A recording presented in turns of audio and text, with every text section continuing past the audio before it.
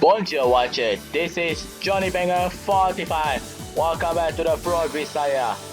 Last episode, Sunday hit and that's Amane, not Amane.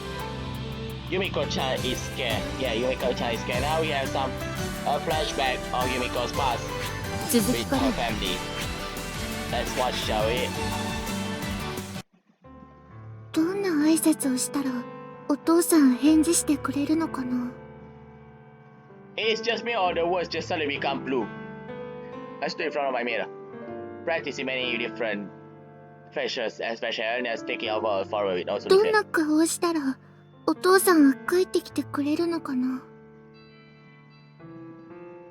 Alone in the room far too large for me, I thought about soul face, but I barely knew.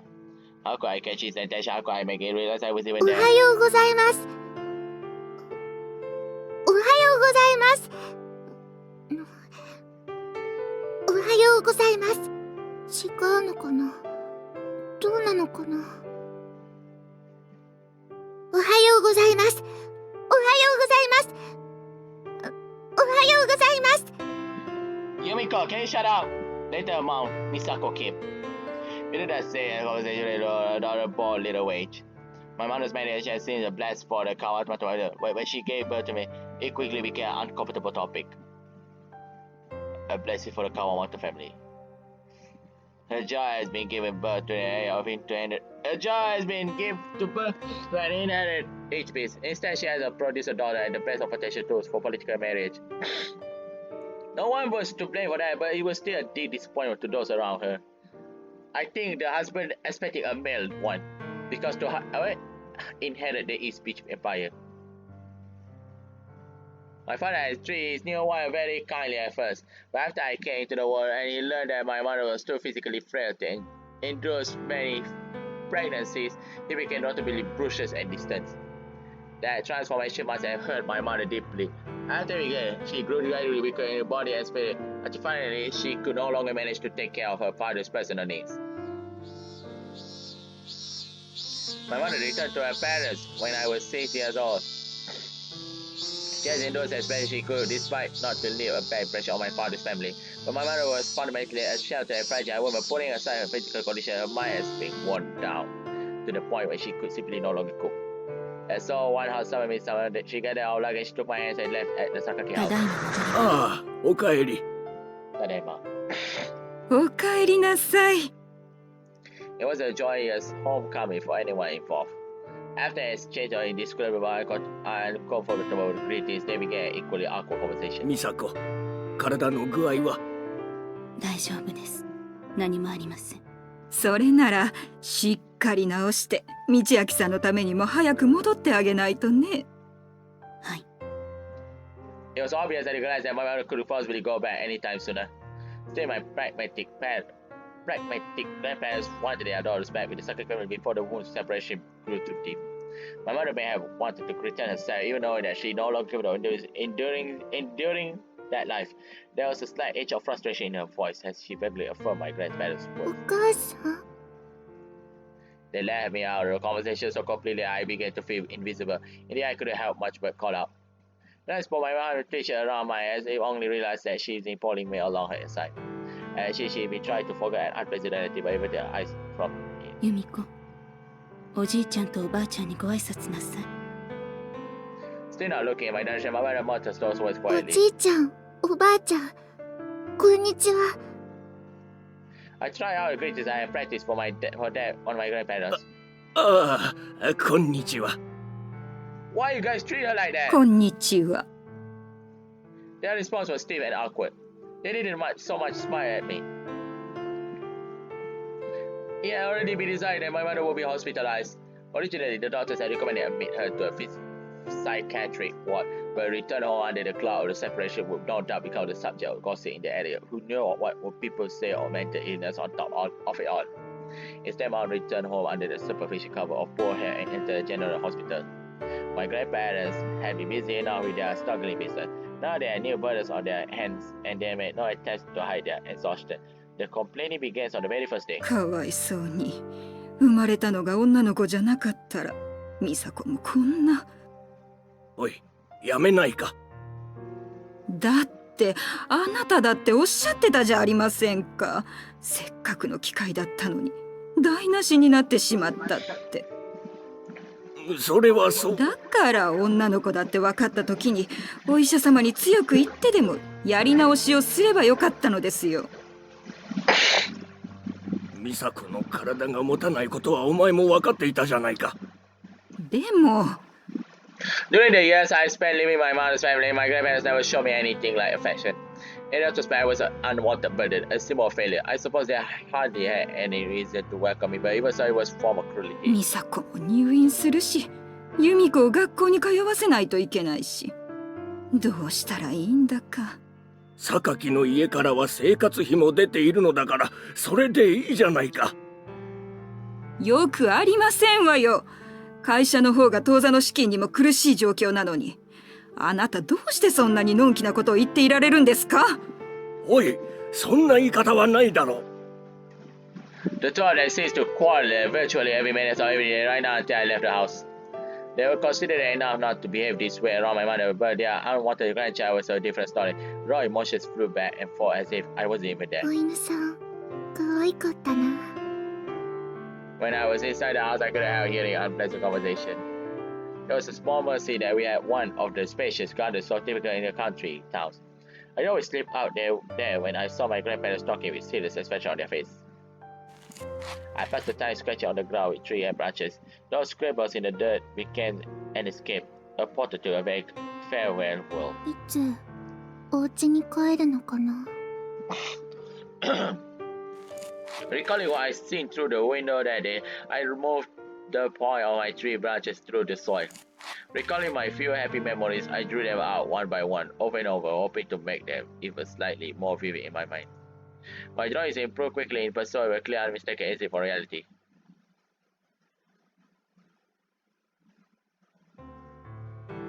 I carefully combed my shoulder-length hair and tied it back with a rubber band.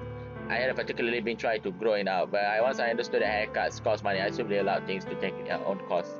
Not to imply that my grandfather was keeping me in range. They were far too vain for that. I always had minimum necessary to look respectable. But ever since I grew old enough to understand my position, it was difficult to master the slight interest in fashion. I opted for plain dark clothes, the more inconspicuous the better. My hair fell straight to the shoulder in the simplest possible style. As a child, I wanted nothing more than to be noticed, but at some point I began to seek refuge in my own anonymity. It seemed safer to be ignored. 行ってきます。 Pausing under the weather eaves, I offered farewell to no one in particular, then walked off alone. I had grown tall. I was wearing a middle school uniform. No one has commented on either fact. Ever since arriving at that place, I had been alone. There were always people in the house, but I was alone. 由美子嬢ちゃん、今日のお弁当ですよ。ありがとう、としえさん。 As I left the house, I found Toshi-san waiting outside. Toshi-san was an old woman who had looked after my grandparents' family for many years as their housekeeper.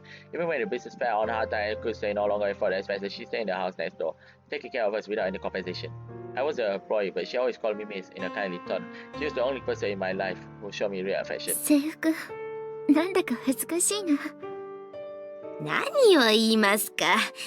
嬢ちゃん、よう似合ってますよ。ありがとう。そんなこと言ってくれるの、としえさんだけよ。じゃあ、それじゃあ、行ってきます。I didn't talk with anyone in my middle school. Alright, I couldn't. It was a solid place where relationships had long since been firmly established, often mirroring the connection between parents. Someone abruptly wedged in from the outside and very little hope of fitting in. Much less so for a quiet girl who had moved out to the country under circumstances like mine. None of the other children were friendly to me. I knew they talked about me behind my back. But after the years I spent alone with my grandparents, I suppose I'd grown used to such casual these days. My student life didn't feel particularly painful. It was merely empty. I filled the vast stretches of empty time by drawing pictures. It was a habit I picked up as a means of escaping into the fantasy, but as I came to accept reality, the image of changed gradually to simple landscape. Not to say that I was viewing things more positively now, I do simply grow numb. The contents of my drawings matters less to me than the time I could kill with moving pencil over paper. I no longer look for the meaning in the art itself. My grandfather has a pile of empty sketchbooks, abandoned from the days when he had time to pursue his hobbies. I made a rare request and took them on as on my own. Day in and day out, I filled their pages with dull landscape. With mechanical movements, I drew all the images of a whole world. In school, I would make my way over to the hospital where my mother was staying. The hospital was further from my grandparents' house than my middle school. To reach it, I had to walk a good 2 kilometers, first descending a slope and then climbing back up.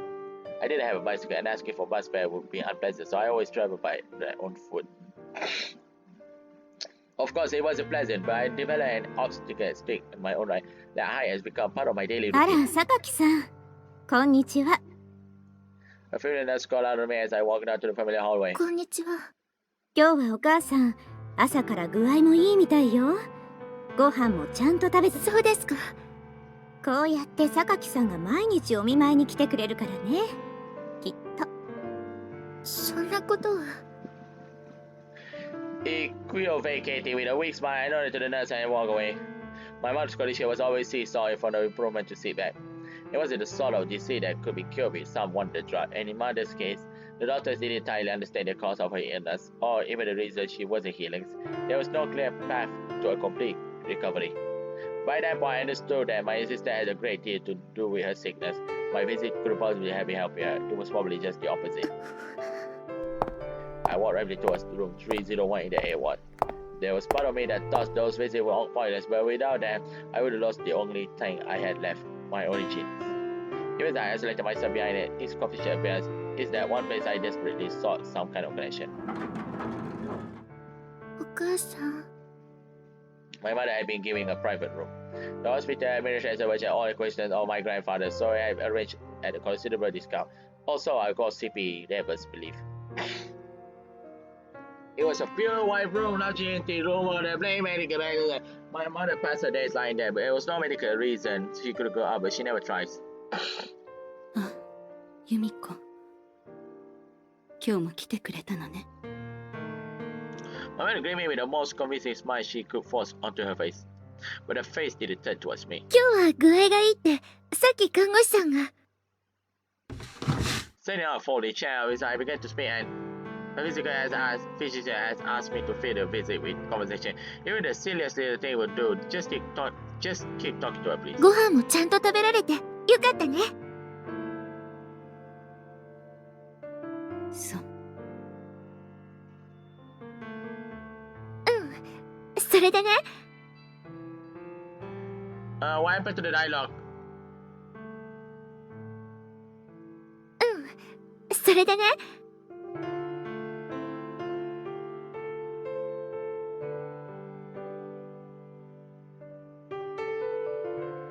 The conversation also was entirely one-sided. My job is always emotional. It was difficult to tell if she was listening. Even so, I could chat 今 away. 日もいい天気だね。 Eventually, I ran out of things to talk about and changed the topic to the weather out of desperation. But then, every monopolist in the spot had trickled to a halt. Time flowing by silence, 1 minute, 3, 5. Finally, my mother's slowly opened her mouth to speak. Even before the words came, my body twitched in alarm. ごめんね。本当に。お母さん、こんなんで。そんなこと。 When my mother spoke to me, it was always the way to apologize. That was why I remember always so persistently. I didn't want to give her the chance to 今 speak. 日はもう帰るね。そう。 Folding the chair with a few practical moments, I leaned it against the small shelf on the wall. それじゃあまた明日。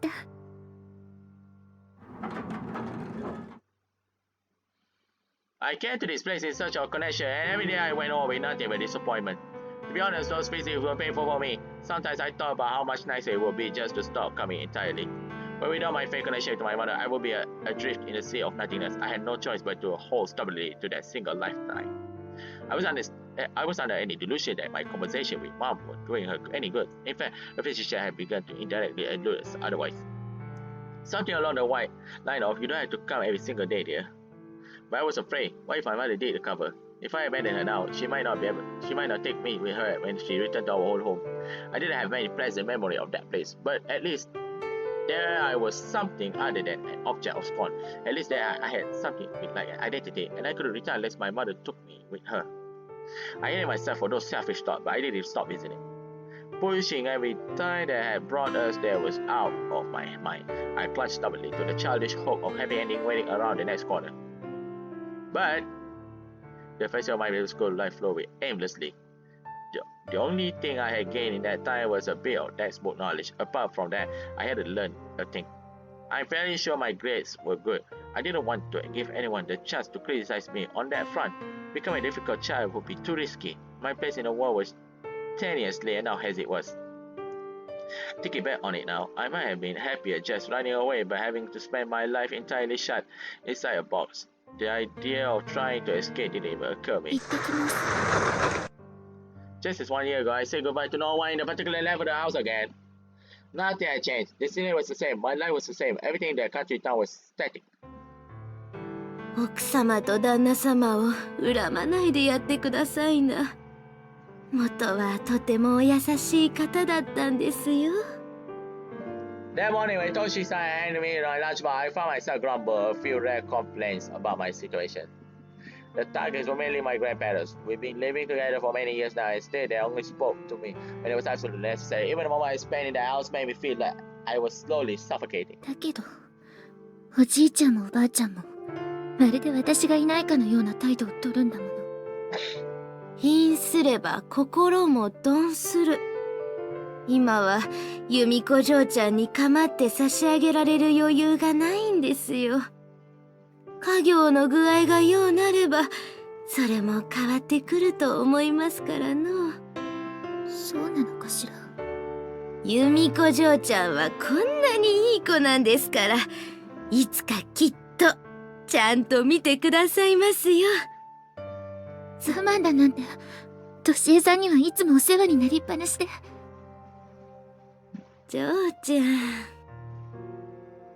Nothing about our household had changed in years. As always, our lifestyle was dependent on Toshi-san's quiet assistant. She took care of us all without a single complaint. But I hadn't seen my grandparents show her gratitude for everything she did, not even once. Toshi-san's son, who lived with his wife in our neighborhood, clearly wanted to pry his mother away from her unrewarded serving attitude to the Kawamoto family.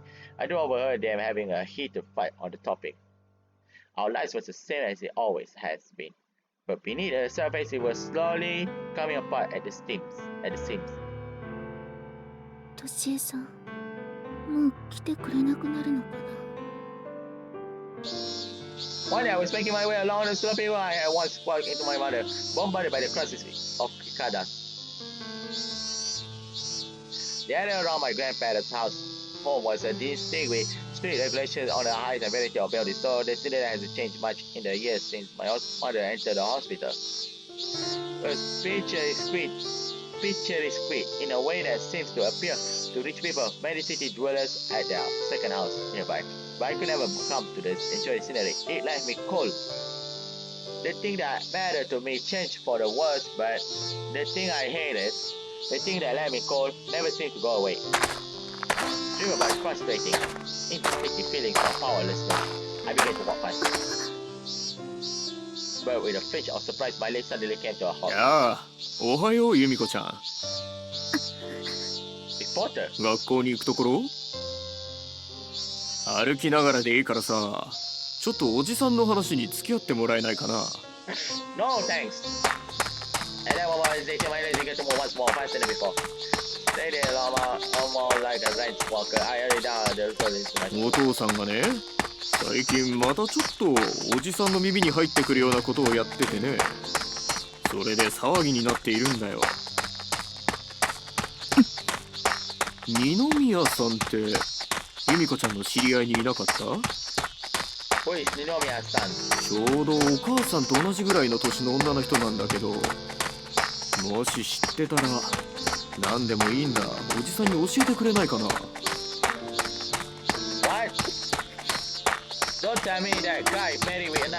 それとこれは由美子ちゃんの家のことなんだけど、お母さんが昔お父さんと一緒に暮らしてた時にお手伝いをしていた人の。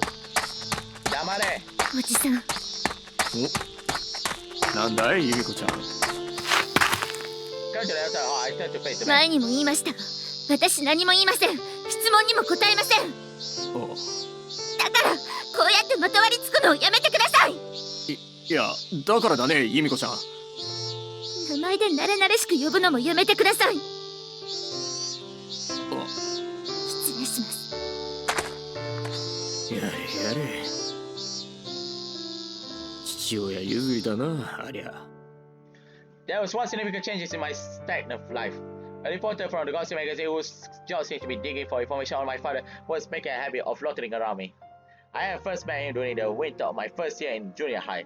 At that time, I was still comically naive. He approached with kind words and sympathy, two things I wasn't used to get to. He convinced me to open up to him about my family circumstances. Pathetically as it was, I didn't realize it was all for the article until the moment my grandmother threw the tabloid in my face and delivered a furious scolding. Oh, she angry at Yumiko-Chan. Humiliated and bitter, I swore to myself to never again discuss personal matters with strangers or to trust their compassion. And despite it all, the very same journalist had the nerve to show his face in front of me again. Every time something happened, he'd come around sniffing for scraps of information. Speaking of, he do like brushing against the enormous and particularly slimy ledge. I munched ahead as quickly as I could, one fierce step up and down, and tried to shake out the lingering distress of our encounter. But then again, the place I was heading was the exact place in its own right. 駅前のとこのさ、ロータリーのとこでヤマッチいたんよ。声かけたらあいつ逃げやがってさ。あいつ最近付き合い悪いよな。彼女できたのかな、やっぱし。嘘、ヤマッチ誰かと付き合ってんの？あれ、知らんかった？ C 組の木本いんじゃん。あいつどう？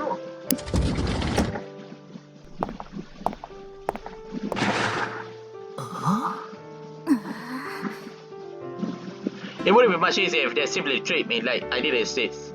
Their clumsy method of ignoring me could sometimes become a weapon as sharp as an insult.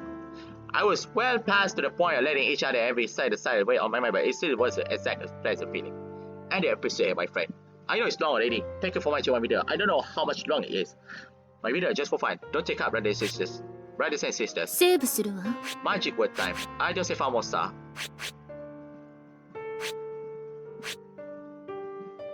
Lost day one. It's still lost day one.